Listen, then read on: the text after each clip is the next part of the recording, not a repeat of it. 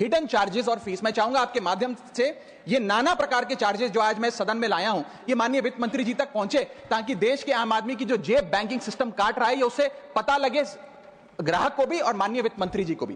पहला, minimum balance penalty. यदि आप न्यूनतम बैलेंस नहीं रखते हैं तो 100 से 600 रुपए प्रति माह बैंक आपका काट लेता है। इस चार्ज को लगाने के बाद बैंकों ने वित्तीय वर्ष 22-23 में 3500 करोड़ रुपए मिनिमम बैलेंस पेनल्टी के नाम से लोगों से वसूले हैं मैडम।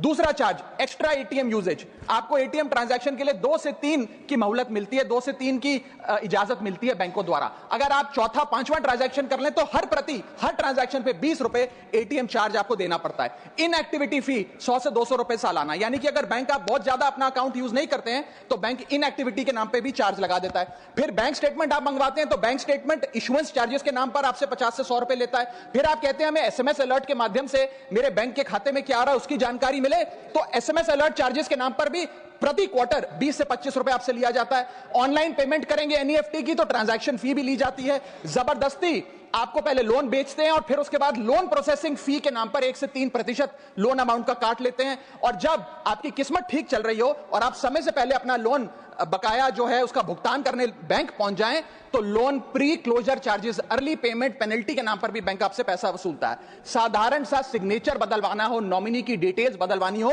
उस चेंज पर भी 200 रुपए प्रति ट्रांजैक्शन के नाम पे बैंक आपसे पैसा वसूलता है। और डिमांड ड्राफ्ट पे ऑर्डर बनाने जाएं तो 100 से 200 रुपए प्रति डिमांड ड्राफ्ट आपसे पैसा वसूलता ही वसूलता है।